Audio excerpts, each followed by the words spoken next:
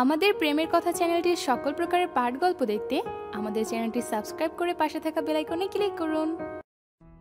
আপনি আমাকে এখানে এনেছেন কেন? প্লিজ আমাকে যেতে দিন, আমি বাড়ি যাব। খাট থেকে নেমে দরজার দিকে যেতেই তখনই আরিশ ওর হাত ধরে আবারও খাটের উপর ফেলে দিয়ে আরুষের উপরে বসে ওর ঠোঁটজোড়া দখল করে নিল আর দুটো হাত শক্ত করে মুষ্টিবদ্ধ করে রেখেছে, যে কারণে নড়াচড়ার ক্ষমতাটুকু পাচ্ছে না। আরিশ আরুষকে ছেড়ে বলল, খুব শখ না তোমার আমার সাথে বিয়ে করার? তাহলে এখন পালাচ্ছ কেন? আমাদের তো বিয়ে হয়ে গেছে, আমরা তো স্বামী স্ত্রী। So let's enjoy baby. আরও হাত জোর করে আকুতি মিনতি করছে আরিশের সামনে। অল্প দিনের পরিচয় আরিশের সাথে ওর, আর 3 দিন পর ওর অভ্রের সঙ্গে বিয়ে, যেখানে আরিশকে বিয়ের কথা কখনোই ভাবিনি আরও। হঠাৎ আরও হাউমাউ করে কেঁদে উঠল যখন দেখলো আরিশ নিজের শার্টের বোতাম খুলছে। কিছুই বুঝতে পারছে না ও যে নিজেকে কিভাবে আরিশের হাত থেকে রক্ষা করবে, তবে শেষ রক্ষা করতে পারল না, তাকে আরও জ্ঞান হারালো। আরও অজ্ঞান হতেই আরিশ একটা শয়তানি হাসি দিল, দিয়ে আরুষিকে গভীরভাবে চুম্বন করলো। চারিদিকে সকলের চেঁচামেচিতে আরুষি চোখ মেলে তাকাতে অবাক হয়ে গেল, কারণ ও ওর নিজের বাড়িতে রয়েছে। চারপাশে ওর বাড়ির সবাই ওকে ঘিরে রেখেছে। হঠাৎ নিজের পোশাকের দিকে তাকিয়ে অবাক হয়ে গেল, কারণ ও এই পোশাকে ছিল না। আর ওর জ্ঞান ফিরতেই ওর বাবা এসে ওকে ঠাস করে চড় মারল। এই দিন দেখার জন্য তোকে আমি বাঁচিয়ে রেখেছিলাম, এখন আমি কি জানাবো অব্রুর বাড়ির লোককে এই যে আমার মেয়ে একটা দুশ্চরিত্রা? আরও এবার কেঁদে ফেল, কারণ ওর বলার মতো কোনো মুখ নেই। নিজের পক্ষে যে কোনো কথা বলবে সে সুযোগও পাচ্ছে না, কেউ ওকে কোনো কথাই বলতে দিচ্ছে না। তোকে যে আমি কেন জন্ম দিয়েছিলাম তার জন্য আমার এখন আফসোস হচ্ছে। জন্মের সময় কেন আমি তোকে মেরে ফেললাম না। সকলের প্রত্যেকটা কথা আরুর বুকে গিয়ে তীরের মতো বিঁধছে, কারণ আসল সত্যটা ওই জানে। হঠাৎ এত কিছুর মাঝখানে আহান বলতে শুরু করলো,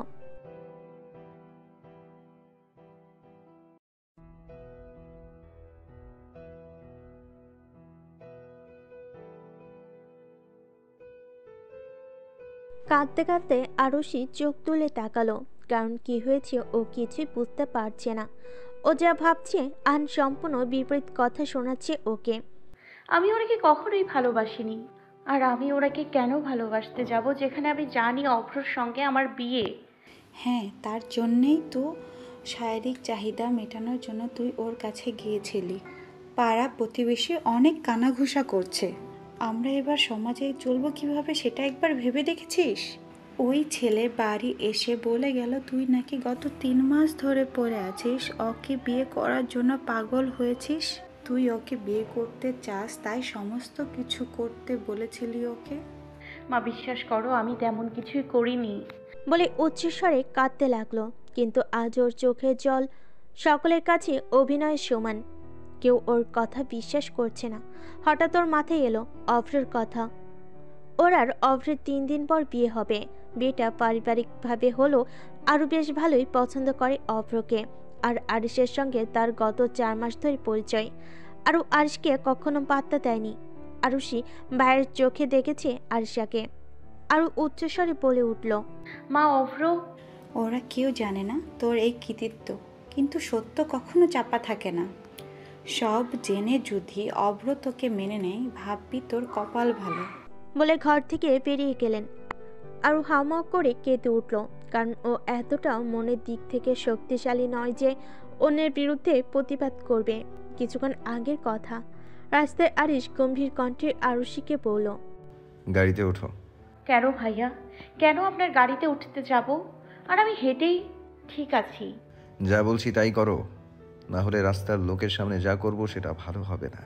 এবার তোমার ব্যাপার, তুমি কি করবে না করবে। বাধ্য হয়ে আরও আরিশদের বাড়িতে উঠল, কিন্তু কি কারণে আরিশ তাকে গাড়িতে উঠতে বলল, আর আরিশিপা তাকে কোথায় নিয়ে যাচ্ছে সে সমস্ত কিছু জিজ্ঞাসা করলে আরিশ চুপচাপ ছিল। তার পরিবর্তে একটা উত্তরও দেয়নি। তারপর সেখান থেকে গেল কাজী অফিসের সামনে। তাদেরকে আরুষি আরও অবাক হলো। সেখান থেকে গাড়ি থেকে নামতেই আরুষিকে টেনে টেনে নিয়ে গেল কাজী অফিসে। ওর বাবাকে খুন করার ভয় দেখিয়ে পেপারে সই করিয়ে নিল আর কবুল বলিয়ে নিল। তারপর এত সব ঘটনা হলো, কিন্তু আরিশের এই সমস্ত কাজে কোনো কারণ আরও জানে না। সন্ধ্যাবেলায় ছাদের এক কোণে আরুষি চুপচাপ বসে অভ্রের সাথে কাটানো সময়গুলোর কথা ভাবছে। হঠাৎ ওর ফোন আসতে চমকে উঠল। ফোনটা ধরতে একটা আননোন নাম্বার থেকে ফোন আসলো। কলটা ধরার ইচ্ছে না থাকলেও ধরতে হলো। হ্যালো আরু পাখি, কি করছো জান? কে আপনি? আর আমাকে এই সমস্ত নামে ডাকছেন কেন? আমাকে এত তাড়াতাড়ি ভুলে গেলে?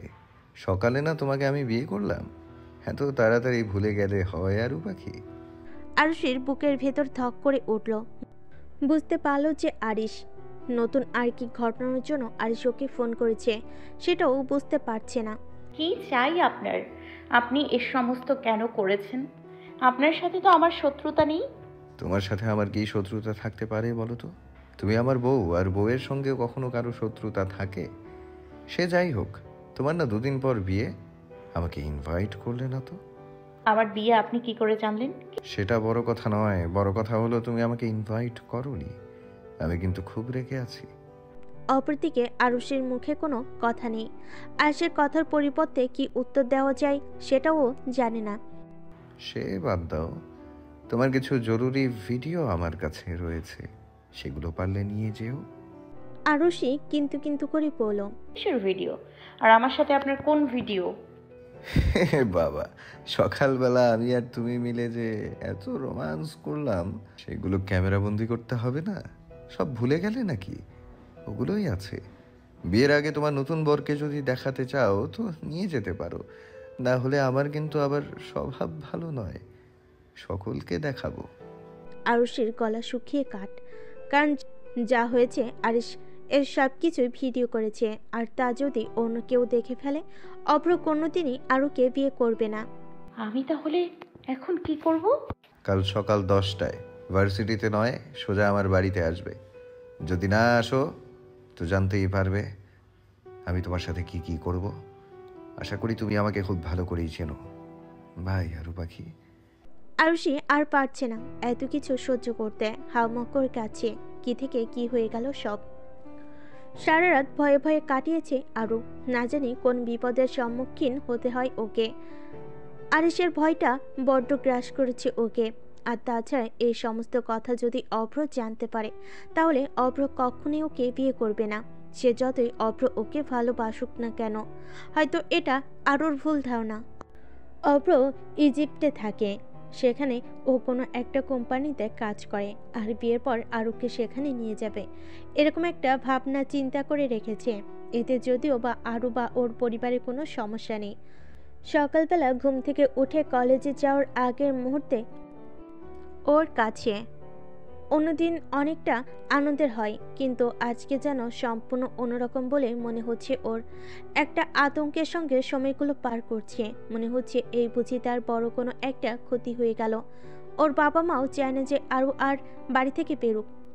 যা হয়েছে, পাড়া প্রতিবেশীরা অনেক কথা নিয়ে কানাঘুষা করছে, তাই হাজুর কথা শোনার ভয়ে তার এমন একটা পরামর্শ দিয়েছে আরুকে। কিন্তু আজকে আরিশের সঙ্গে দেখা করতে যেতে হবে, না হলে কোনো একটা বড় বিপদ হতে পারে, সেটা ও ভালোই আন্দাজ করতে পারছে।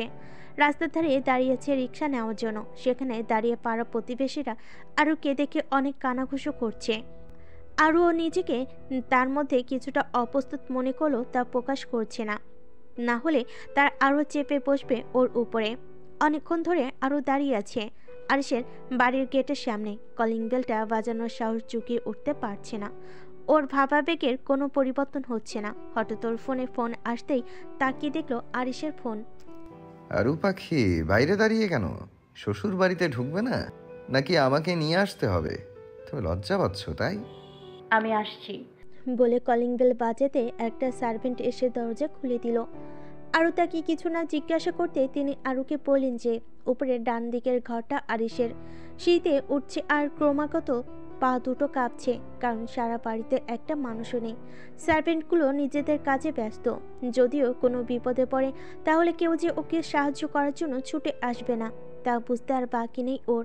সার্ভেন্টদের কথা মতো বড় রুমটার সামনে যেতে দরজা খুলে আরিশ আরুর হাতটা টেনে ঘরের ভিতর ঢুকিয়ে নিল। তারপর সঙ্গে সঙ্গে কোলে নিয়ে ওকে বিছানার উপর ফেলে দিল। আর এখন আরুর উপরে ওর গরম নিঃশ্বাসগুলো ক্রমাগত আরুর মুখের উপর এসে আশ্রে পড়ছে। চোখে রয়েছে হাজারো রাগের প্রকাশ, কিন্তু সেই রাগের কারণ আরুর অজানা। অদ্ভুত এক নেশা রয়েছে আরিশের চোখে। আপনি প্লিজ আমার উপর থেকে সরে যান। আরও আর কিছু বলতে পারলো না, কারণ তার আগে আরিশ আরুর চোট দুটো আঁকড়ে ধরলো। হাত দুটোকে বিছানার সঙ্গে চেপে রেখেছে আরিশ। আরু চটফট করছে আরিশের হাতের বাঁধন থেকে ছাড়া পাওয়ার জন্য, কিন্তু পেরে উঠছে না। অসংখ্য কামড়ে ভরিয়ে দিচ্ছে আরুর ঠোঁট দুটোকে। আরু ব্যথায় কুকড়ে যাচ্ছে, তবুও আর সেদিকে খেয়াল নেই। এক পর্যায়ে আরুর ঠোঁট কেটে রক্ত বেরোচ্ছে দেখে আরিশ আরুকে ছেড়ে দিল। আরু উঠে বসতে ওর মুখে হাত দিয়ে দেখলো ঠোঁট কেটে রক্ত বেরোচ্ছে। রক্তটা দেখে আরু কেঁদে ফেল। আরিশ আরুর কাছে গিয়ে আরুর ঠোঁটে আলতো করে চুমু দিয়ে বলল, আরু পাখি, খুব ব্যথা পেয়েছো তুমি? আরু কিছু বলছে না, শুধু কেঁদে চলেছে। বলার ভাষাটুকুও নেই। আর কি করতে পারে সেটা ওর ধারণা চলে এসেছে। এখন এখান থেকে যে কোনোভাবে ও বেরিয়ে যাওয়ার অপেক্ষায় এমনিতেও যা ক্ষতি হওয়ার হয়ে গেছে, নতুনভাবে কিছুই হওয়ার আর বাকি নেই। আরু ক্রমাগত কেঁদে চলেছে, তা দেখে আরিশ চেঁচিয়ে বলল, কাঁদছো কেন তুমি? আমি তোমাকে কিছু জিজ্ঞেস করেছি? আরিশ যেন আর নিজের মধ্যে নেই। আরও ভয়ে চমকে গেল, ওর কান্না যেন আরও বেড়ে গেল।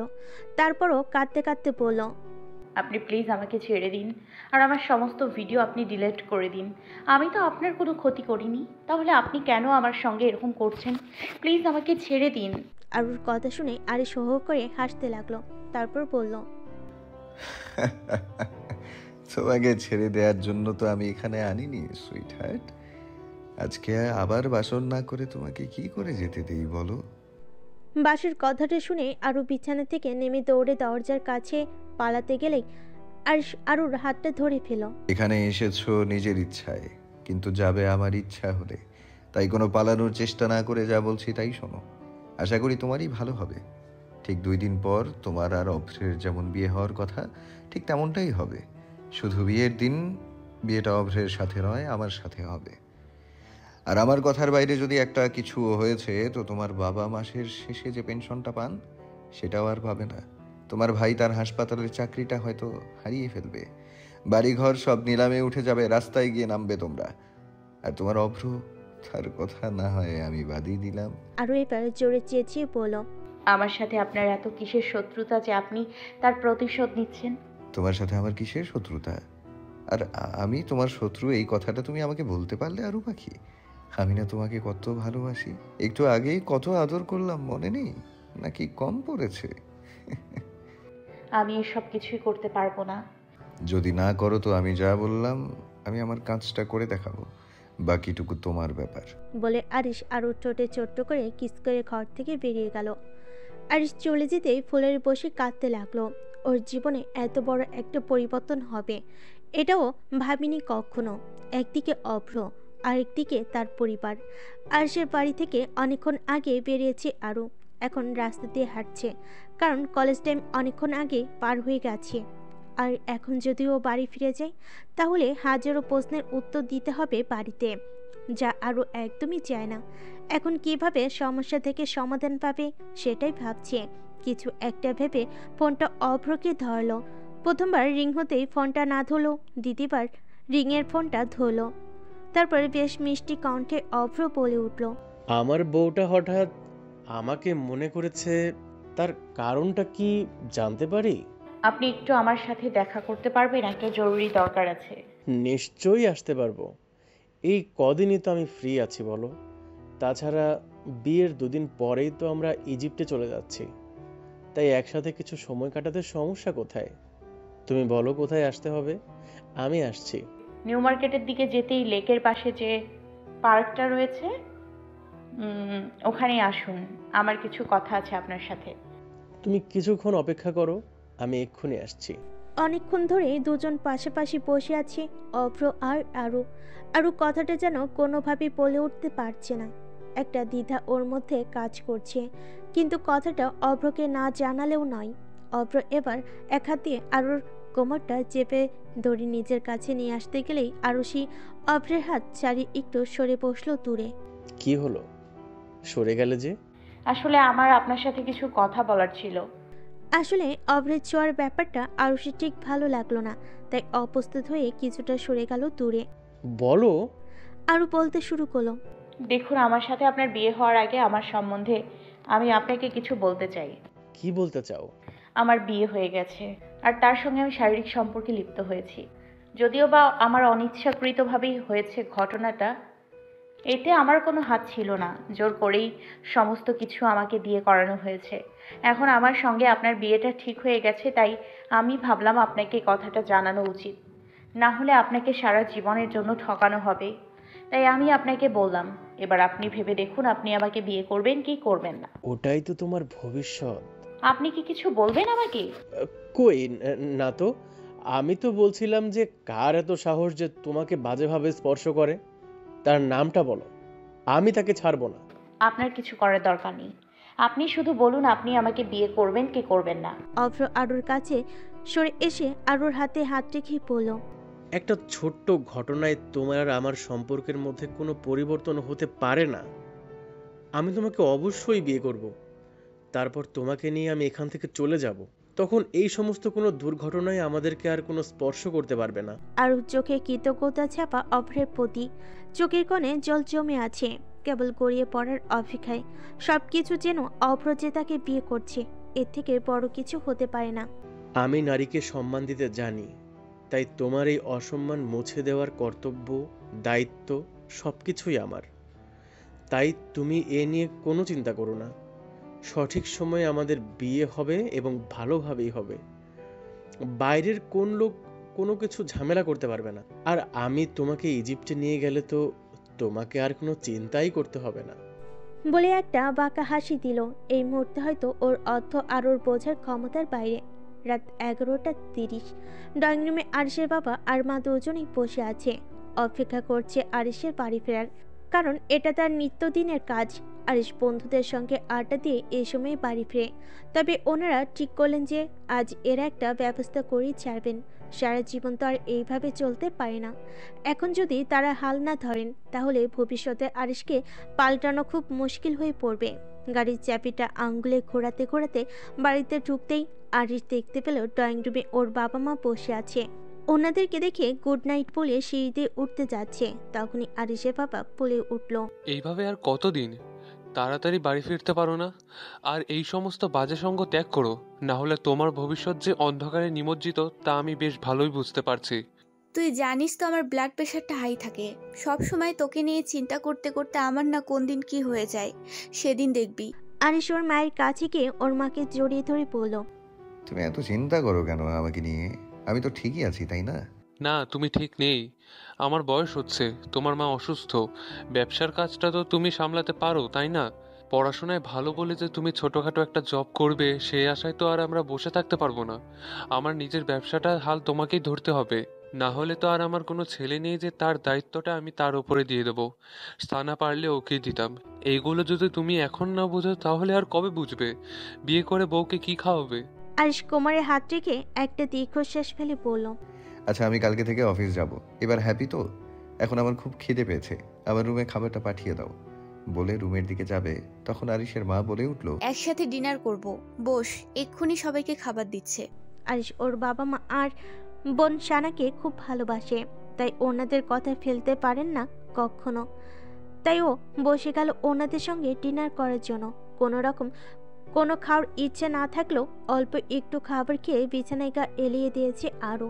চোখটা যে বন্ধ করতে যাবে তখনই মোবাইলে মেসেজ আসার শব্দে মেসেজটা চেক করতে দেখলো আরিশের মেসেজ। ও ভাবলো যে আরিশ নিশ্চয়ই কোনো না কোনো থ্রেড দিবে ওকে, তাই মেসেজটা চেক না করেই ঘুমিয়ে পড়ল। মেসেজটা চেক করলেন না রূপাখি? অনেক বড় ভুল করলে। রেডি থাকো। সকালবেলা আরও তাড়াতাড়ি ঘুম থেকে উঠেছে, কারণ আজকে ওদের বিয়ে শপিংয়ে যাবে। আরও আরিশের কথা প্রায় ভুলে গেছে, সম্পূর্ণ মন থেকে মুছে ফেলার চেষ্টা করছে, কিন্তু চাইলে কি আর সব চেষ্টা সফল হয়? তেমনি আরুর ক্ষেত্রে হচ্ছে। রেডি হয়ে নিচে নামতে দেখলো অভ্র ড্রয়িং রুমে বসে আছে। শপিং করার জন্য অভ্র আর আরু একাই যাবে, বড়রা তাদের সঙ্গে কেউ যাচ্ছে না। অভ্র গাড়ি চালাচ্ছে আর আরুর সাথে নানান ধরনের কথা বলছে। আরু মাথা নাড়লেও তা মন থেকে না, তার কারণ আরিশের বলা প্রত্যেকটা কথা তার কাছে যেন আতঙ্কের মতো মনে হচ্ছে। এতটা আতঙ্ক একটা মানুষের পক্ষে ধরে রাখা সম্ভব নয়। শপিং মলে ওরা গেছে। প্রথমে আরুর জন্য বিয়ের লেহেঙ্গাটা কিনলো রেড কালারের। এই কালারটা একদমই পছন্দ করে না আরও, তবুও অভ্রের পছন্দ বলে তাই আর না করতে পারেনি।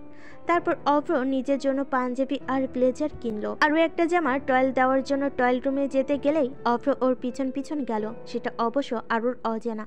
জামাটা গায়ে দিয়ে যখন আরু দেখছিল তখন হঠাৎ টয়েল রুমের দরজায় নক পড়ার আর অভ্রের গলার আওয়াজ পেয়ে আরও একটু বেশ অবাক হলো, কারণ এখানে অভ্রের আসা একেবারেই উচিত হয়নি। তারপর ভাবলো হয়তো দেখতে চেয়েছে যে পোশাকটাই আরুকে কেমন লাগে, তাই এসেছে হয়তো। এইভাবে আরও দরজা খুলতে তার হাতটা ওকে টেনে বাইরে এনে কোমর জড়িয়ে ধরে ঠোঁটের দিকে এগোতে লাগলো অভ্র। আশেপাশে কোনো লোক ছিল না, তাই কেউ দেখতে পায়নি। আসে সুযোগই নিতে চেয়েছে অভ্র। আরও নিজেই এত অবাক হয়েছে যে সমস্ত কিছু তার ভাবনার আগেই হচ্ছে। হঠাৎ অভ্র যখন ওর ঠোঁটে নিজের ঠোঁট স্পর্শ করবে তখনই অভ্রের পিছন দিয়ে আরিশের মতো একজনকে দেখতে আরও ভয় পেয়ে গেল। ওর হাত পা ঠান্ডা হয়ে আসছিল। ও যাকে দেখেছে সে মুখে একটা টেবিল হাসি মার্কা নিয়ে আরুর দিকে তাকিয়ে হাসছে, আর সেই হাসি দেখে ভয়ের সঙ্গে সঙ্গে আরও ধাক্কা মারল অভ্রকে। তারপর সামনের দিকে তাকাতে দেখলো মানুষটা আর নেই। পাগল হয়ে গেছো তুমি? এভাবে ধাক্কা মারলে কেন? আর আমার কি তোমার ক্যারেক্টারলেস মনে হয়? দেখুন, বিয়ের আগে এসব ঠিক না। আর তাছাড়া আমি এসব পছন্দ করি না। আর পাবলিক প্লেসে আপনার এরকম করাটা মোটেই উচিত হয়নি। আর ধাক্কাটা আমি মারতে চাইনি, আপনি নিজের মধ্যে ছিলেন না, তাই আমি বাধ্য হয়েছি। কাম ডাউন অভ্র, বেশি হাইপার হওয়া উচিত হবে না। কাম ডাউন। কিছু পেতে গেলে কিছু হারাতে হয়। তারপরও নরম কণ্ঠে বলল, I am really sorry Arushi, আমি ওরকম করতে চাইনি। Really sorry for that. আসলে আমি তোমাকে দেখে নিজের মধ্যে ছিলাম না, তাই এরকম হয়ে গেছে। আর আর তাছাড়া বিয়ে হয়ে গেলে তো তুমি আমারই, বলো। ইটস ওকে বলে আবার টয়েল রুমের ভিতরে চলে গেল। টয়েল রুমের দেওয়ালে পিঠ থেকে বড় বড় নিঃশ্বাস নিচ্ছে আরও। একটু আগে ও আরিশের মতো একজনকে দেখলো, তাহলে এটা কিভাবে সম্ভব? তাহলে কি এখনো সব জায়গাতেই আরিশকে দেখছে? মনের ভয়গুলো যেন আরও বেশি গভীর হচ্ছে। আজকে আরিশের অফিসের প্রথম দিন। কলেজে খুব একটা অ্যাটেন্ড করে না ইম্পর্টেন্ট ক্লাস ছাড়া। আর কলেজ টপার হওয়ার কারণে টিচারও খুব একটা বেশি মাথা ঘামিয়ে দেখে না এই ব্যাপারটা নিয়ে। বাবা মায়ের কথা রাখতেই ওর আজকে অফিসে জয়েন করা, না হলে কোনো কিছু নিয়ে পড়ার জন্য ফরেন কান্ট্রিতে চলে যেতে চেয়েছিল আরিশ। আটকা পড়ে গেল একটা কারণে, যা হলো আরু পাখি। টেবিলের উপরে থাকা গ্লোবটাকে বারবার ঘোরাচ্ছে আরিশ আর মনে মনে হাসছে। এই মুহূর্তে যাকে দেখলে কেউ তাকে যে পাগল বলবে না সেটার গ্যারান্টি নেই। হঠাৎ দরজায় নক পড়তেই কাবিন। আজকে অফিসে যাইনি আমি, তাই তোর সঙ্গে ভাবলাম কিছুটা সময় কাটাবো, তাই তোর বাড়িতে গেলাম। আন্টি বললেন যে তুই নাকি অফিসে এসেছিস। কথাটা শুনে বিশ্বাস হলো না আমার, তাই চোখটাকে সার্থক করার জন্য এখানে আসা। তো কেমন লাগছে? নতুন অফিস, নতুন সব কাজ। এই তো বেশ ভালোই লাগছে। তোর খবর বল। আমি যে কালকে তোকে আসতে বলেছিলাম, আসিসনি কেন? কি আর বলি তোকে, তোর বোনকে মানাতে গিয়ে সময় পার হয়ে গেছে। আচ্ছা, তোর বোনটা এমন কেন রে? আমি কোনো দিক থেকে খারাপ যে আমাকে পছন্দ করে না? তোর গোটা বদনটাকেই ও পছন্দ করে না। মজা করিস না দোষ, আমি কিন্তু সিরিয়াস। তোর বোনকে একটু তুই বল না, তোর বোন তো তোর সব কথা শোনে। ইয়ে প্যার কা কামাল হ্যাঁ বস। তাই আমার থেকে কিছু এক্সপেক্ট করো না। ভালোবাসা হলো অদ্ভুত এক অনুভূতি যা সকলের প্রতি আসে না। ওর হয়তো আপনার প্রতি আসেনি। মজা করিস না, নয়তো ছোটোখাটো হার্ট অ্যাটাক করে ফেলবো। কিন্তু এত কবি কবি ভাব নিচ্ছিস কেন? হুমায়ুন আহমেদ হয়ে যাবে নাকি?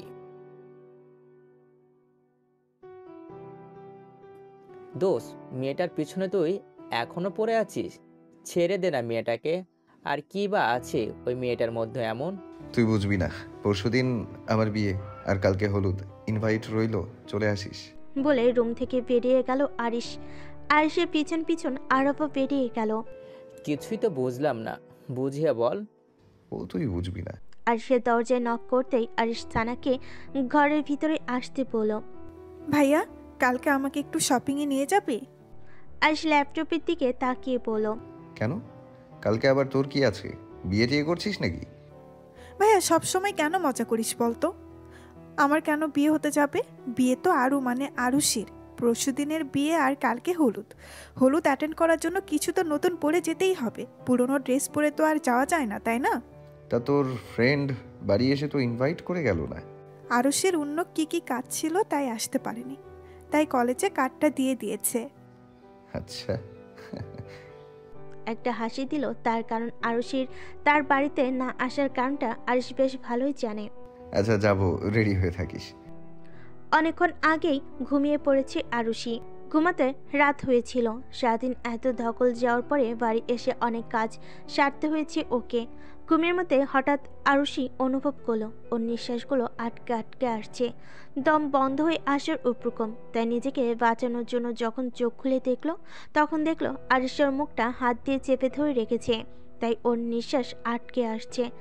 আসাটাই স্বাভাবিক। এই অবস্থায় আরশকে দেখে আরও চমকে গেল।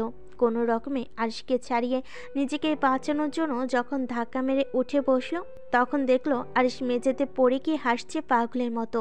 পাশে থাকা ওনাটা গায়ে জড়িয়ে নিয়ে উঠে দাঁড়ালো আরু। আপনি এখানে কি করতে এসেছেন? এটা আবার কি ধরনের প্রশ্ন আরু পাখি? আমার শ্বশুর বাড়ি, আমার বউয়ের ঘর, আমি আসতেই পারি, তাই না? দেখুন, আপনি পুরো পাগল হয়ে গেছেন। আপনি চলে যান। আপনাকে আমি এখানে এক মুহূর্তও দেখতে চাই না। আমি রোমান্স না করে তো যাবই না আজকে। আর তুমি তো ঘুম থেকে উঠছিলে না, দেখি তো আমি অমন করলাম। আপনি এখনই বেরিয়ে যান, না হলে আমি চেঁচাবো। বলে হাসতে লাগলো। আরু যে দরজার দিকে পালাবে, তখনই আরিশ আরুর হাতটা খপ করে ধরে দেওয়ালের সাথে চেপে ধরলো। আরিশ আরুকে দেওয়ালের সাথে চেপে ধরলো। ঘরে এসি চলা সত্ত্বেও আরু দরদর করে ঘামছে, গলা যেন ক্রমশ শুকিয়ে আসছে। এত রাতে নিজের বাড়িতে থেকেও আরিশের বিরুদ্ধে কোনো স্টেপ নিতে পারছে না আরু। আমি চলে গেলে কি তোমার প্রেমিক অভ্রকে ডাকবে নাকি? আপনার মাথা খারাপ হয়ে গেছে? আপনি এসব কি যা তা বলছেন নির্লজ্জের মতো? একের পর এক ভুল অভিযোগ করছেন আমার উপর। ও রিয়েলি? তাহলে শপিং মলে যখন ও নোংরামো করতে যাচ্ছিল, তুমি তখন প্রোটেস্ট করলে না কেন? আমি যদি ওখানে না থাকতাম তাহলে তো বেশ ভালোই হতো, তাই না? আয়েশের চোখ দুটো লাল হয়ে রয়েছে, আর আরু ভয়ে গুটিসুটি হয়ে গেছে। সত্যি তো, আরিশকে না দেখলে অভ্রকে ধাক্কা মারার সাহস পেত না। তখন কি হতো? তার মানে ওটা আপনি ছিলেন? কেন? আমি না থাকলে খুশি হতে বুঝি? আরুষের গাল দুটো চেপে ধরে পড়ল। দ্বিতীয়বার যদি ওকে তোমাকে স্পর্শ করতে দেখেছি, তো প্রথমে ওকে নয়, আগে তোমাকে শেষ করব, এটা মনে রেখো। আরিশ ওর মুখ চেপে ধরে। আরুষি কোনো কথা বলতে পারছে না। আরিশ আরুষিকে ছেড়ে দিতেই আরও বড় বড় শ্বাস নিচ্ছে। আরুষির মুখে যে অংশে আরিশ চেপে ধরেছে, সে জায়গায় আঙ্গুলের ছাপ বসে গেছে, লাল হয়ে রক্তবর্ণ ধারণ করেছে জায়গাটা। আপনি প্লিজ আমাকে ছেড়ে দিন, আর আমাকে একটু সুখে শান্তিতে থাকতে দিন। আরুষির কথা শুনে আরিশ হো হো করে হেসে উঠল, তারপর বলল, শান্তি, তাই না? যদি আমি তোমাকে না পাই তাহলে শান্তি কেন? শান্তির বাপ মাও তোমার আশেপাশে আসবে না, এটা মনে রেখো। আর চুপ করে আছে আরিশের কাছ থেকে কিছু পজিটিভ শোনার আশায়, কিন্তু তার হচ্ছে কই। বিভিন্ন সময় আরিশ বিভিন্ন রকম ব্যবহার করছে, তাই আসলে আরিশ কি চাইছে তা বোঝা মুশকিল। আরিশ নরম কণ্ঠে বলল, সরি আরু পাখি, এত রাতে তোমার ঘুমে ডিস্টার্ব করার জন্য। কিন্তু কি আর করব বলো, তোমার ওই প্রেমিক তোমাকে স্পর্শ করছিল, আর আমি কি করে তা সহ্য করি বলো? তাই তোমাকে দেখতে চলে এলাম, আর একটু সাবধান করে দিলাম। তাছাড়া কালকে তো আমাদের গায়ে হলুদ, তাই রেডি থেকো আরু পাখি। আমাদের গায়ে হলুদ মানে? আমাদের মানে বুঝলে না? আমাদের মানে আমার আর তোমার। বিয়েটা তো অনেক আগেই হয়ে গেছে, আর কালকে হলুদ হবে। দেখুন, আপনি এ সমস্ত পাগলামি বন্ধ করুন। চিন্তা করো না, আগে বিয়েটা করি, তারপর সব পাগলামি বন্ধ করে দেব। শুধু তুমি দেখতে থাকো কি কি হয়। আর হ্যাঁ, বলে রাখি, কালকের হলুদের জন্য আমি তোমাকে যেই শাড়িটা পাঠাবো সেই শাড়িটাই তুমি পরবে। যদি অন্য শাড়ি পরতে দেখেছি তো আমি আবার নতুন করে পরিয়ে দেবো আরু পাখি, চিন্তা করো না। আমি কিন্তু বেশ ভালো শাড়ি পরাতে পারি। আচ্ছা বউ, এখন আসি, অনেক রাত হয়েছে, তুমি ঘুমাও। আমার সাথে বিয়ের পর এমনিতেও ঘুমাতে পারবে কিনা তার গ্যারেন্টি আমি দিতে পারছি না। বলে আরিশ বেলকনির দিকে এগিয়ে যেতে আরও অবাক হয়ে গেল। আরও আর না বলে থাকতে পারল না। আপনি ওদিকে কোথায় যাচ্ছেন? কেন? যেখান থেকে এসেছি সেখান দিয়েই যাচ্ছি। আপনি, তার মানে? হ্যাঁ, ঠিকই ভেবেছ, পাইপ দিয়ে উঠেছি। আরে ভালোবাসায় সব কিছু জায়েজ। আরুষি ব্যালকনির দিকে গিয়ে আবারও ফিরে এসে আরুষির কাছে এসে হালকা করে একটা কিস করে চলে যেতে আরুষি যেন হাঁপ ছেড়ে বাঁচল, তবে তা বেশিক্ষণ স্থায়ী হলো না। আরুষি আবার এসে ডিপলি কিস করে চলে গেল, যাওয়ার আগে জোরে একটা কামড়ও দিয়েছে। কালকের জন্য রেডি থেকো বউ।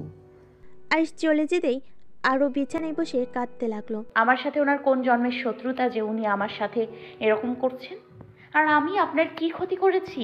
তখনই ওর ফোন আসতে আরুষের কলটা না চাইতেও ধরলো আরুষি। তোমার কি দোষ সেটা পরে জানতে পারবে আরু পাখি, এখন একদম কাঁদবে না। আর একবার যদি দেখেছি তুমি কেঁদেছো, তাহলে আবার কিন্তু আমি তোমার কাছে চলে আসব।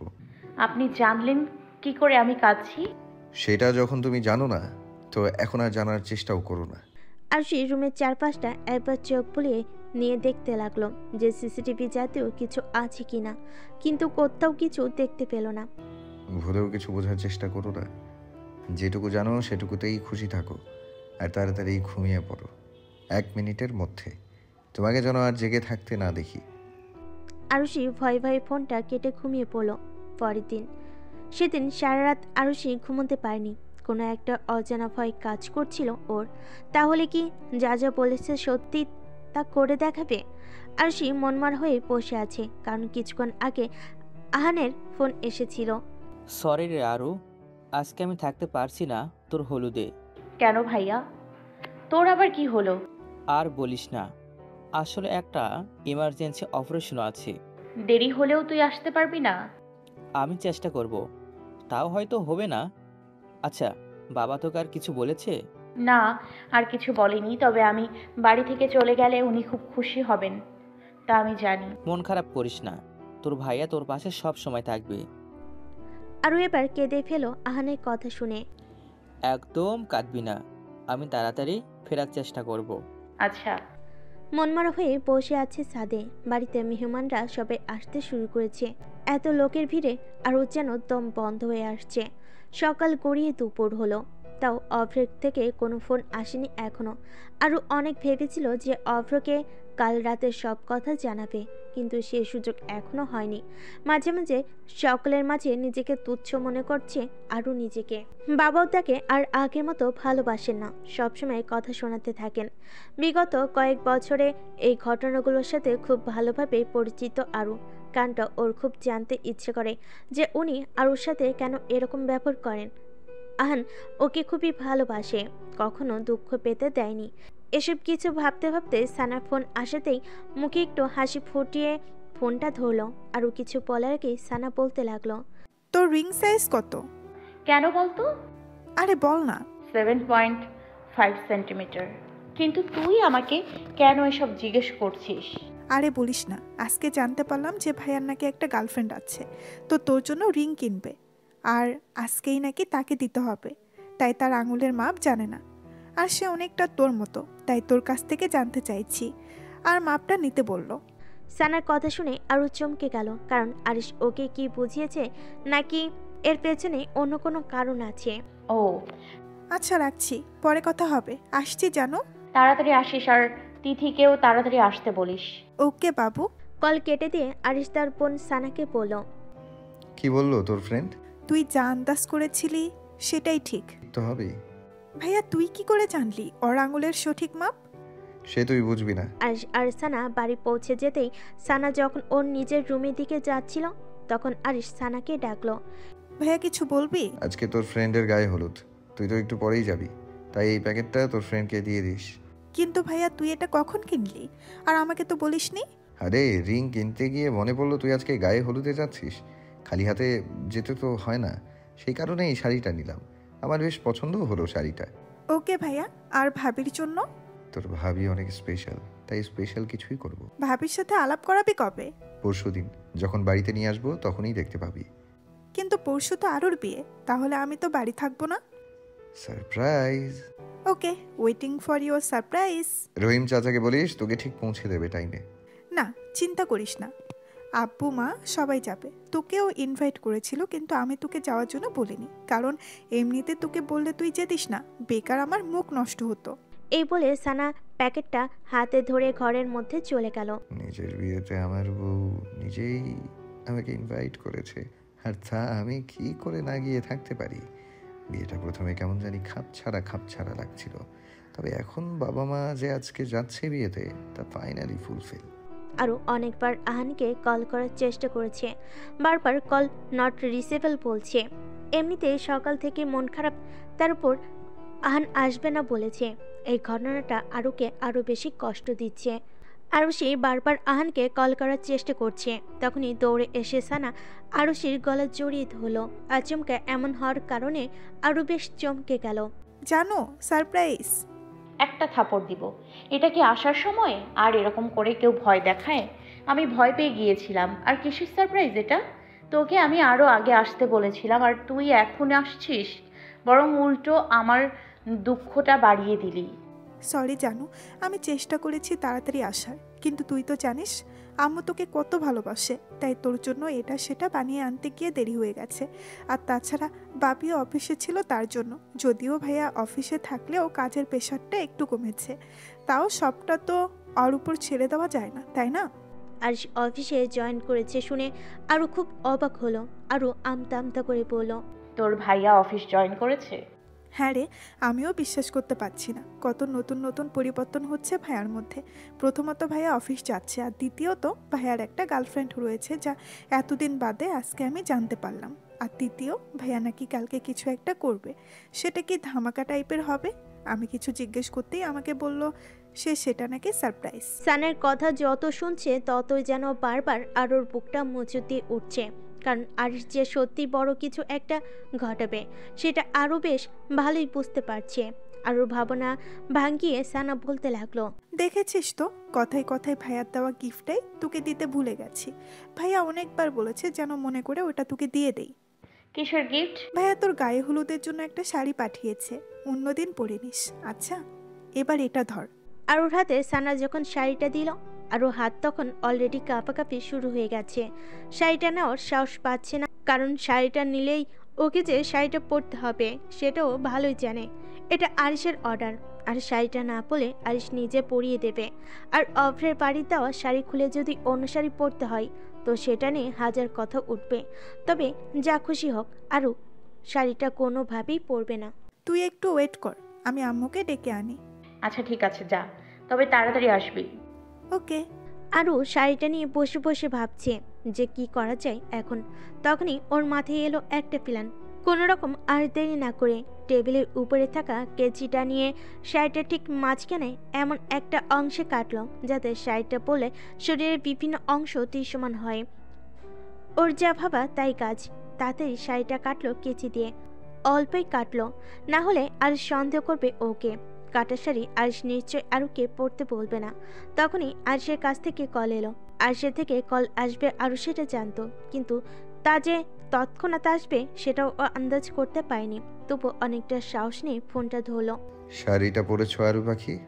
আসলে হয়েছে কি, শাড়িটার না মাঝখানে কাটা আছে, তাই ওটা কোনোভাবেই পরা যাবে না।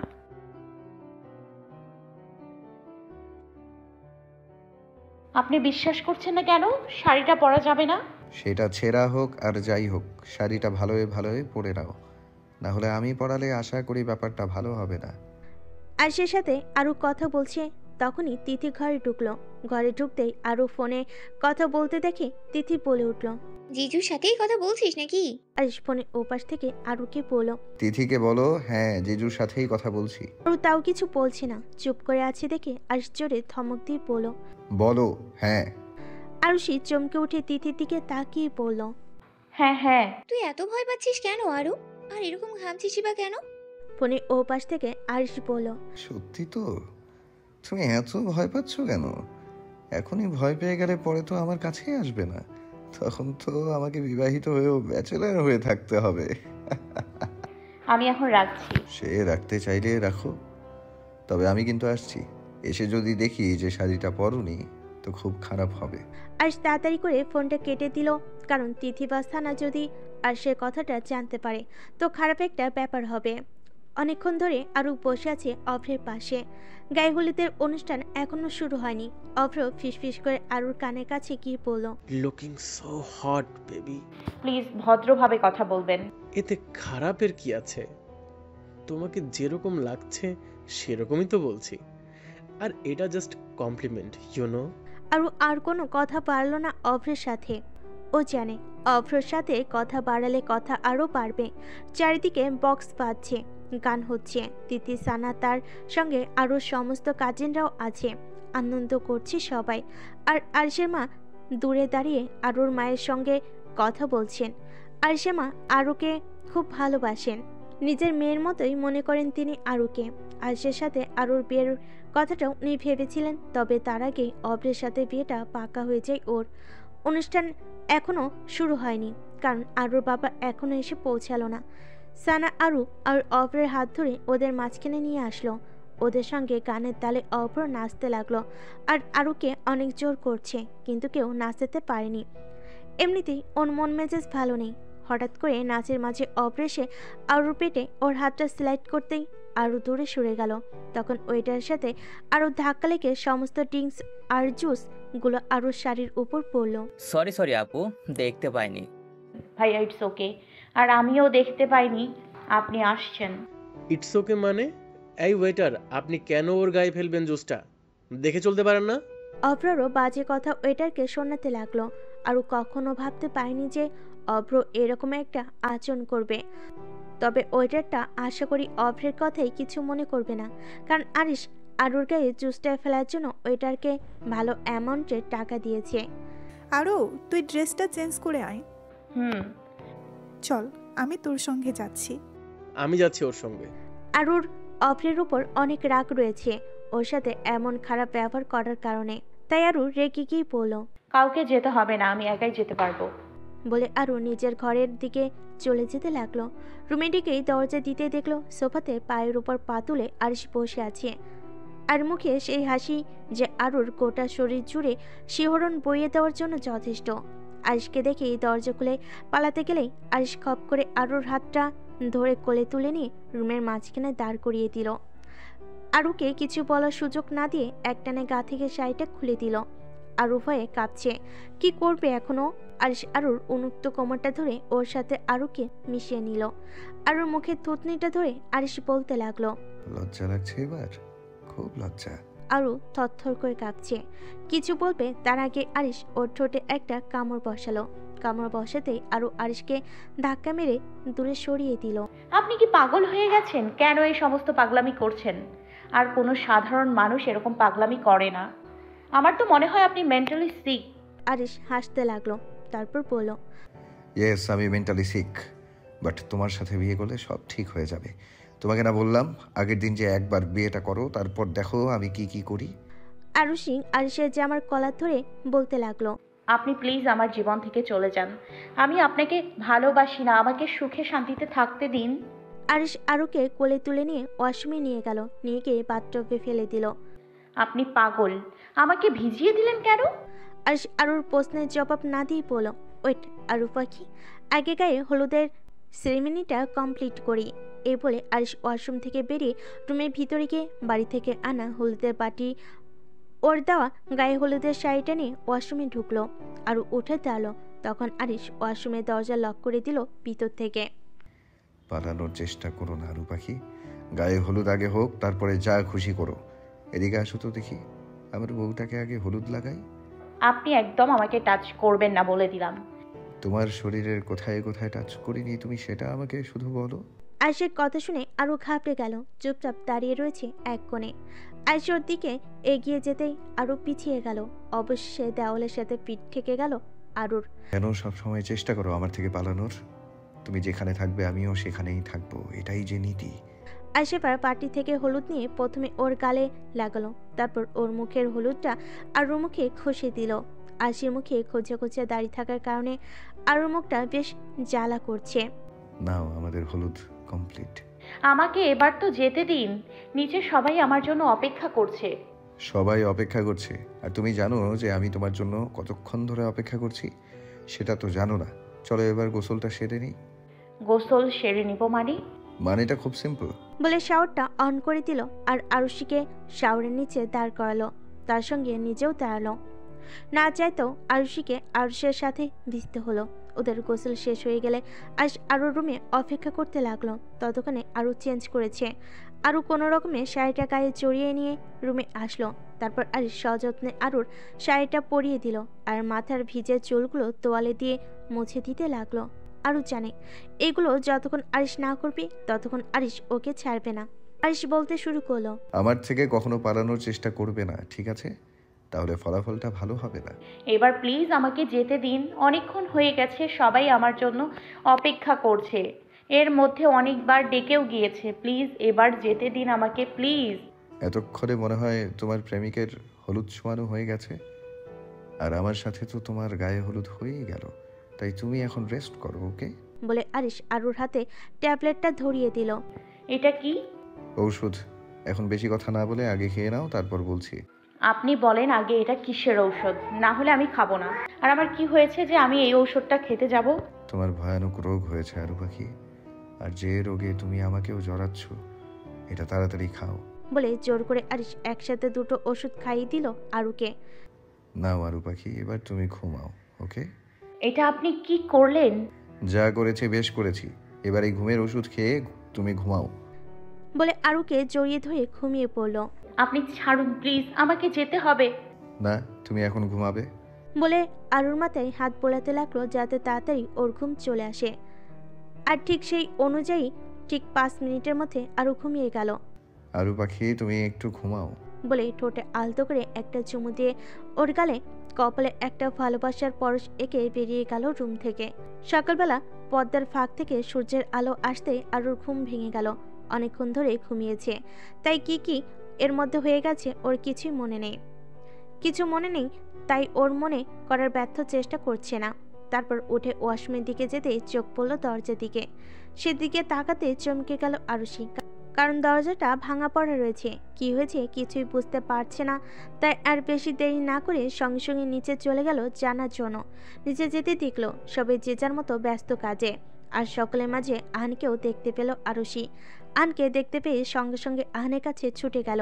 আরুষি আহানকে জড়িয়ে ধরলো। ভাইয়া তুই কখন এলি, আর আমাকে কেন বললি না তুই আসছিস? আহান আরুষিকে চেয়ে ওর কপালে হাত দিয়ে দেখলো, তারপর বলল, কেমন আছিস মানে? এটা আবার কেমন কথা? কাল রাতে তোর জ্বর এসেছিল, তোর মনে নেই? আমার জ্বর এসেছিল? তখনই আরুর বাবা ঝাঁঝালো কণ্ঠে বলে উঠলেন, তার মনে থাকবে কেন? গায়ে হলুদের অনুষ্ঠান তার সমস্ত নষ্ট করে দিয়েও বুঝি আপনার শান্তি হয়নি? আরও কিছু বুঝতে পারলো না যে কাল রাতে ওর কি হয়েছে। আরও আহানের দিকে শান্ত দৃষ্টি নিক্ষেপ করে বলল, ভাইয়া তুই বল আমার কি হয়েছিল? তো হসপিটালে ছিলাম, হঠাৎ মা ফোন করে বলল যে তুই নাকি দরজা খুলছিস না। অনেক ডাকাডাকির পরেও তাড়াতাড়ি বাড়িতে আসলাম, কিন্তু ততক্ষণে দেখি সকলে দরজা ভেঙে তোর রুমে ঢুকে পড়েছি। কিন্তু এত শব্দের মাঝেও তোর ঘুম ভাঙলো না দেখে অবাক হলাম। তারপর কপালে হাত দিতে দেখলাম তোর ভালোই জ্বর, তাই একটা ইঞ্জেকশন পোস্ট করে দিয়েছিলাম। আমার অজান্তে এত কিছু হয়ে গেল? হ্যাঁ হয়েছে, তুই তো জ্বরে কাইল হয়ে গিয়েছিস, তা আর কি করে জানবি? ও আচ্ছা। আর কিছুক্ষণ পর পার্লারের লোকজন আসবে আরুকে সাজাতে, তাই আরু শান্ত হয়ে বসে আছে। আর পাশে বসে আছে সানা। সানা চুপ করে আছে, তার সঙ্গে আরুও। কিছুক্ষণ আগের কথা।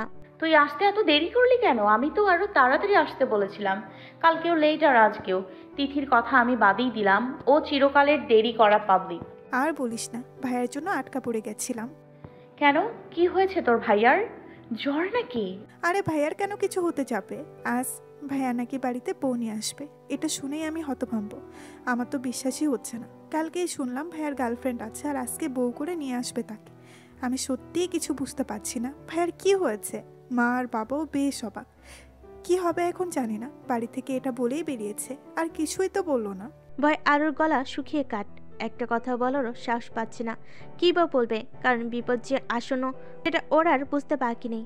আগের দিন যা কাণ্ড ঘটিয়ে গায়ে ওর হলুদের অনুষ্ঠান নষ্ট করেছে, তা দেখে আরিশের পক্ষে যে বাদবাকি কাজও সম্ভব, এটা নতুন কোনো কাজ নয়, সেটাও এখন বেশ ভালোই বুঝতে পারছে আরু।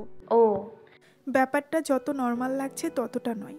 আমার তো এবার খুব চিন্তা হচ্ছে যে ভাইয়া কাকে না কাকে বিয়ে করে নিয়ে চলে আসবে, তখন আর একটা সমস্যা হবে, না জানি সে কেমন হবে। তারপর থেকে আরু বেশ চুপচাপ, কোনো কথা ওর মুখ থেকে বের হচ্ছে না। বিয়েটা বাড়িতে আনুষ্ঠানিকভাবেই হবে, সকল সাজ সরঞ্জাম রেডি। আহান কোনো কিছুতেই কোনো ত্রুটি রাখেনি। আহানের নয়নের মনি আরু কখনো কষ্ট পেতে দেয়নি নিজের বোনকে, আর সেখানে ছোট বোনের বিয়েতে কিভাবে কোনো ভুল ত্রুটি করে। পার্লারের লোক অনেকক্ষণ আরুকে সাজিয়ে রেখে চলে গেল। ঘরের মধ্যে আরু একা বসে রয়েছে। একটু আগে পর এসেছে শব্দ শোনে। সানা, তিথি আর ওর কাজিন সহ সবে সেখানে গেছে। বুকের ভিতর ধুকপুকানিটা ক্রমশ বেড়ে চলেছে। একরাশ ভয় কাজ করছে আরুর, তার কারণ আরিশ যদি ওর জেদ বজায় রাখতে বিয়েটা ভেঙে দেয় তখন কি হবে। হঠাৎ ওর নিস্তব্ধতা ভেঙে আরিশের ফোন এলো। আরুষি ভেবে রেখেছে যে কোনোভাবে কলটা ধরবে না, ধরলে ওকে আরিশের চক্রান্তের শিকার হতে হবে। কথা বলে আরিশ ওকে থ্রেট দেবে বিয়ে করার জন্য, আর এই ভুলটা আরও দ্বিতীয়বার করবে না। বারবারই আরিশ ফোন করেই চলেছে, কিন্তু আরও কোনোভাবেই ধরছে না। ফোনে মেসেজে টুংটাং আওয়াজ কানে ভেসে আসতেই ফোনটা ধরল আরু। একটা ভয়েস মেসেজ। ফোনটা ধরো, না হলে আমি কিন্তু দরজা ভেঙে ঢুকে যাব। এমনিতেও দরজাটা অনেকটাই ভাঙা, তাই ঢুকতে বেশি অসুবিধা হবে না, তুমি বুঝতেই পারছো আশা করি। তাই আর দেরি করো না, আরেকবার কল করব, কলটা যেন রিসিভ হয়। আরু ভয়ে ভয়ে কলটা ধরলো। ফোন ধরতেই আরিশ নরম কণ্ঠে কথা বলতে লাগলো, যেন কোনো কিছুই হয়নি এতক্ষণ। তোমাকে কিন্তু খুব সুন্দর লাগছে আরু পাখি, আমি তো চোখ ফেরাতেই পারছি না। শুধু তাড়াতাড়ি তোমাকে বিয়ে করার অপেক্ষা। আসছি আমি, অপেক্ষা করো, ভালোবাসি আমি। তারপর আর কিছুই বলল না আরিশ, কলটা কেটে দিল। ফোনটা কেটে দিয়ে নিস্তব্ধ হয়ে বসে রইল আরু। চোখ থেকে কয়েক ফোঁটা জল অজান্তে গড়িয়ে পড়ল। এবার কি হবে? গোটা বিয়ে বাড়ি নিস্তব্ধ। একটা পিন পড়লেও যেন তার শব্দ শোনা যাবে এই রকম। কারো মুখে কোনো কথা নেই, সবাই যেন বাখারা হয়ে গেছে। সকলের সাথে চুপ করে আছে আরু, আর তার সঙ্গে ওর গোটা পরিবার। রাগ করে অনেকক্ষণ আগেই বেরিয়ে গেছে। ওর মা ঘরে নিজেকে বন্ধ করে রেখে কান্নাকাটি করছেন ক্রমাগত। ওর বাবার মুখে একরাশ হতাশা আর রাগ। সকলের মাঝখানে বসে আছে আরিশ, মুখে টেবিল মার্কা হাসি নিয়ে। কিছুক্ষণ আগের কথা, আরুকে অভ্রের পাশে বসানো হয়েছে, সামনে কাজী বসে আছেন। বিয়ে পড়ানোর কিছুক্ষণের মধ্যেই শুরু হবে। সব আত্মীয় স্বজন ভিড় করে রয়েছে। সকলের নজর নতুন বর আর কনের উপর। আরুর বাবাকে আজ বেশ খুশি দেখাচ্ছে। আরুকে খুব একটা স্নেহের চোখে না দেখলেও এই বিয়েটা নিয়ে তিনি যে বেশ খুশি তা সহজেই বোঝা যাচ্ছে। আরুর বুকের ভিতর টিপ টিপ করছে ভয়ে। অভ্র পাশে বসে থাকলেও সাহস করতে পারছে না, আর না পারছে অভ্রের সঙ্গে কথা বলতে। অভ্রের সাথে কথা হলে সবটা খুলে বলতো, কিন্তু তা হয়নি। আগের দিন অভ্র আরুর সঙ্গে যা ব্যবহার করেছে, তারপরও অভ্র আরুকে সরি পর্যন্ত বলেনি, এমনকি সারাদিনে ফোনও করেনি। আরু ভেবেছে গায়ে হলুদের অনুষ্ঠান নষ্ট হয়ে যাওয়ার কারণে অভ্র ফোন করেনি, কিন্তু কেন করেনি সেই সঠিক কারণটা এখনও সে জানে না। কাজী এবার বিয়ে পড়ানো শুরু করলেন। রেজিস্ট্রি পেপারে সই করে অভ্র 3 বার কবুল বলল, বেশ হাসি মুখে। বিয়েটা নিয়ে সে বেশ খুশি। এবার আরুর পালা। বিনতে আরুশি রহমান, তুমি কি অব্র মাহমুদের সাথে এই বিয়েতে কবুল? যদি কবুল হও তাহলে বলো কবুল। আরুষির রেজিস্ট্রি এখনো বাকি। আরুর বাবা চেয়েছিলেন যে আরু প্রথমে কবুল বলুক, তাই তার কথা মতোই আরুষির সইটা এখনো বাকি আছে। আর কিছু বলতে পারলো না আরু, কথাগুলো যেন গলে আটকে গেছে। বললেই হয়তো সামনে দাঁড়িয়ে থাকা ব্যক্তিটা ওকে খুন করে ফেলবে। মা, তুমি কি কবুল? মা, তুমি যদি এই বিয়েতে কবুল হয়ে থাকো তাহলে বলো কবুল। আরু তাও কোনো কথা বলছে না। মনে হচ্ছে ওর গলাটা কেউ যেন চেপে ধরে আছে, ওকে কথা বলতে দিচ্ছে না।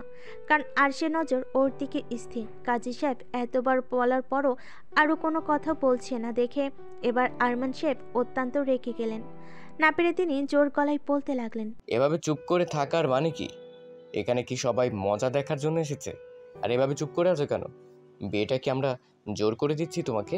পিছন থেকে আরিশ বলে উঠল, অবশ্যই জোর করে দিচ্ছেন, না হলে একটা মেয়ের বিয়ে হয়ে যাওয়ার পরেও সে আবার কিভাবে দ্বিতীয়বার বিয়ে করতে রাজি হয়? এই কথাটার ভয় এতক্ষণ আরও করছিল। আরিশের মুখ থেকে কথাটা শুনতে বুকের ভিতর ধক করে উঠল আরুর। না পেরে অভ্র এবার বলতে শুরু করলো, এসবের মানে কি? আর এসব কি বলছো তুমি? আরিশ এবার অভ্রের দিকে ডেভিল মার্কা হাসি দিয়ে বলল, কেন, তুমি কিছুই বুঝতে পারছো না? আমি খুব সহজভাবে বলতে চাইলাম, একটা বিবাহিতা মেয়ের দ্বিতীয়বার তার অমতে বিয়ে দিতে গেলে এরকমই তো হবে। এটাই তো স্বাভাবিক, তাই না? এই ছেলে, তুমি সব কি বলছো? আর গোটা বিয়ে বাড়ির সামনে মজা করছো? আর কে তুমি? আমি কে সেটা তো আপনার মেয়ে ভালো করে বলতে পারবে আঙ্কেল। ওকেই না হয়ে জিজ্ঞেস করুন।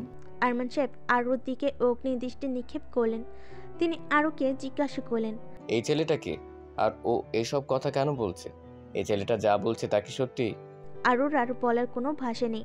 চোখ থেকে নোনা জল টপ টপ করে গড়িয়ে পড়ছে। এই দিনটাই বাকি ছিল যেখানে গোটা বিয়েবাড়ির লোকের সামনে তাকে এইভাবে অপমানিত হতে হচ্ছে। আনো আর না পেরে বলল, কিরে, চুপ করে আছিস কেন? বল, উনি যা বলছেন তা কি সত্যি? আরু কোনো কথাই বলছে না, শুধু নির্বাক হয়ে চোখের জল ফেলছে। আর বলবেই বা কি, কারণ আরিশ যা বলছে সবই তো সত্য। ওর সঙ্গে সত্যি তো আরিশের বিয়ে হয়ে গেছে। আসলে ও বলতে লজ্জা পাচ্ছে। আমি বলছি আপনাদের, এবং প্রমাণও দেখাচ্ছি। এই বলে আরিশ তার আর আরুর ম্যারেজ সার্টিফিকেটটা সকলের সামনে দেখালো, যেখানে স্পষ্ট দুজনের সই রয়েছে। আর সাক্ষী হিসাবে রয়েছে আরিশের এক বন্ধু। সানা আরিশের কাছে এগিয়ে এসে বলল, ভাইয়া, তুই এসব কি বলছিস? তোর মাথা ঠিক আছে? সানা, তুই তো জানিস তোর ভাইয়া কখনো মিথ্যে কথা বলে না। তুই নিজেই দেখ আমার আর আরু পাখির বিয়ের পেপারগুলো। সানা সহ আরুর বাবা আহান, অপ্র সবাই পেপারগুলো দেখতে লাগলো। তারপর বুঝতে পারলো যে সত্যি তাদের বিয়ে হয়ে গেছে। আরুর বাবা রেগে গিয়ে আরুকে চড় মারতে এগোতেই যাচ্ছিলেন, তখনই আরিশ দৃঢ় কণ্ঠে বলল, আর এক পাও এগোবেন না। যেখানে আছেন সেখানেই থাকুন। ও আপনার মেয়ে ছিল, কিন্তু ও এখন আমার বউ। তাই অধিকারটা আপনার থেকে আমার কিছুটা হলেও বেশি। আর ওর গায়ে হাত দেবেন না, তাহলে ভালো হবে না। আমি এসব মানি না। আমি আরও শিখেই বিয়ে করব, ব্যাস। ও 1000টা বিয়ে করে এলেও আমি ওকেই বিয়ে করব। অভ্রের কথা শুনে আরুর কান্নার বেগ যেন দ্বিগুণ হয়ে গেল, কারণ সে অভ্রকে ধোকা দিয়েছে। আরিশ যে ওকে যেভাবে হোক বিয়ে করবে সেটা আরিশ তাকে আগেই বলেছিল, আর তা অভ্রকে জানানো উচিত ছিল। তাহলে আরিশ এইভাবে এত বড় একটা দৃশ্য সৃষ্টি করতে পারতো না। অভ্র কোনো না কোনো ব্যবস্থা নিত। এতদিন জানতাম বেহায়া শব্দটা মেয়েরা মেয়েদেরকেই বেশি ইউজ করে, কিন্তু আপনাকে দেখে আজ থেকে ছেলেদের ওপরে এই ট্যাগটা দেওয়ার জন্য মন আনচান করছে। সত্যি বলছি, বড্ড বেহায়া আপনি। অন্যের বউকে তার সামনে বিয়ে করার কথা বলছেন? হ্যাঁ, সাহস আছে আপনার, না হলে কি আর। এইটুকু বলে আরিশ থেমে গেল, আর কিছু বলল না। আরিশের কথাগুলো অভ্রের গায়ে বড্ড লেগেছে বোধহয়, তাই আর এক মুহূর্ত দেরি না করে ওখান থেকে বেরিয়ে গেল। অভ্রের সাথে সাথে বাকি বরযাত্রীরাও নিস্তব্ধ হয়ে বেরিয়ে গেল। কোনের পক্ষে সকলের মাথা হেঁট, সবাই যেন চমকটা কাটিয়ে উঠতে পারছে না। আরিশ আরুর কাছে গিয়ে ওর চোখের জলটা মুছে দিয়ে ওকে বুকে টেনে নিল। একদম কাঁদবে না আরু পাখি, আমি আছি না। যতদিন আমি থাকবো কেউ তোমার কোনো ক্ষতি করতে পারবে না। তারপর, আরু পাখি চলো, অনেক দেরি হয়ে গেছে। মা আর বাবা আমাদের জন্য বাড়িতে অপেক্ষা করছে। সানা আগে চলে গেছে সবকিছু রেডি করার জন্য। নিজের বেস্ট ফ্রেন্ড বাড়িতে ভাবি হয়ে যাচ্ছে, তাই প্রচুর এক্সাইটমেন্ট কাজ করছে ওর মধ্যে। আরও নিস্তব্ধ হয়ে চুপচাপ উঠে দাঁড়ালো, কারণ না চাইলেও আরিশের সঙ্গে ওকে যেতে হবে। আর না চাইলেও আরিশ জোর করে ওকে নিয়ে যাবে। আর যে তার জীবনটাকে ধ্বংস করার জন্যই এত কিছু করেছে সেটা বেশ ভালোই বুঝতে পারছে আরও। আর কোনো পিছুটান না রেখে আরিশের সঙ্গে হাঁটতে লাগলো। আরও সেই দরজার কাছে যেতেই আরমান সাহেব কড়া কণ্ঠে বলে উঠলেন, একবারই বাড়ি থেকে চলে যাচ্ছ, মনে রেখো এই বাড়ির দরজা তোমার জন্য চিরকালের জন্য বন্ধ। আরও একবার পিছন ফিরে ওর বাবার দিকে তাকালো। চোখের জলটাও যে আর আড়াল করতে চাইল না, গড়িয়ে পড়লো এক কোণা থেকে। এক মনে গাড়ি চালাচ্ছে আরিশ। বেশ সুন্দর একটা রোমান্টিক গান বাজছে গাড়িতে, আর মাঝে মাঝে গানের তালে গুনগুন করে গানটার সাথে সুর মেলাচ্ছে। আরিশের মনে কোনো বিশেষ কিছু পাওয়ার একরাশ আনন্দ হচ্ছে। এখন আর বলতে বাকি রাখে না। হঠাৎই গাড়ি অন্যদিকে ব্যাক নিতেই আরও বলে উঠল, আপনি এ রাস্তায় যাচ্ছেন কেন? আপনার বাড়ি তো এদিকে না, আমরা তো রাস্তা পার করে চলে এসেছি অন্যদিকে। আরিশ জোরে জোরে হাসতে লাগলো, তারপর বলল, শ্বশুর বাড়ির রাস্তাটা তো ভালোই চিনে রেখেছো দেখছি, বেশ ভালো। পথ ভুলবে না কখনো, আর আমি কখনো ভুলতেও দেব না।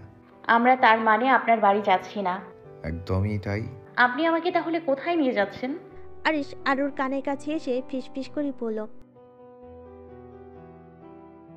আপনি প্লিজ আমাকে এইখানে নামিয়ে দিন, আমি আপনার সাথে কোথাও যাব না। তুমি না চাইলেও আমার সাথে যাবে, যেমনটা এতদিন তুমি না চাইতেও হয়ে আসছে। আর না চাইলেও ভালোবাসতে হবে আমাকে। আর তুমি তো দেখছি সত্যি ভয় পেয়ে গেলে। আর কথাটা বলতে বলতে গাড়িটা থেমে গেল একটা ফার্ম হাউসের সামনে। এটা কোথায়? চলো, গেলেই দেখতে পাবে কোথায়। আমি কোথাও যাব না, আমি এখানেই বসে থাকবো। তুমি কোথায় থাকবে না থাকবে সেটা তো আমি দেখব। বলে আরুকে গাড়ি থেকে নামিয়ে কোলে তুলে নিল। বাড়ির ভিতরে ঢুকতে আরুর বেশ একটু ভয় ভয় লাগলো, কারণ সারা বাড়িতে কেউ নেই, একটা সার্ভেন্ট অবধিও নেই। ঢোকার সময় দারুণকে দেখেছিল আর কাউকে দেখেনি। আর সে একটা রুমের ভেতর ঢুকলো। দরজাটা আগে থেকেই খোলা ছিল, হয়তো ওরা আসবে সেটা বাড়ির সার্ভেন্ট খুব ভালো করেই জানতো। তাই জন্য খুব পরিপাটি করে গুছিয়ে রেখেছে সব কিছু। রুমে ঢুকতেই আরুকে বিছানার উপর শুয়ে দিল। হাতে কিছু নরম বস্তু স্পর্শ হতে আরও সেদিকে তাকিয়ে দেখল। গোলাপের পাপড়িতে সাজানো বিছানাটা আর ঘরটার ডেকোরেশনও সেইভাবে করা। আর আরুর পাশে বসে আরুর দিকে ঝুঁকে গেল। দুজনের মাঝখানে দূরত্বটা এতই কমছে আর সে মুখের নিঃশ্বাসগুলো আরুর মুখের উপর এসে পড়ছে। আরু পাখি, পছন্দ হয়েছে ডেকোরেশন? এসবের মানে কি? আরিশ আঙ্গুল দিয়ে আরুর ঠোঁট দুটোকে আলতো করে স্পর্শ করে বলে, কিছুই বুঝতে পারছো না আরু পাখি, যে এসব কেন? আজ তোমার আর আমার বাসর মনে নেই? ভয় আরুর গলা শুকিয়ে কাঠ হয়ে যাচ্ছে। আরুর অবস্থা দেখে আরিশ বলল, এখনই ভয় পেয়ে গেলে চলবে? এখনো তো অনেক কিছুই বাকি।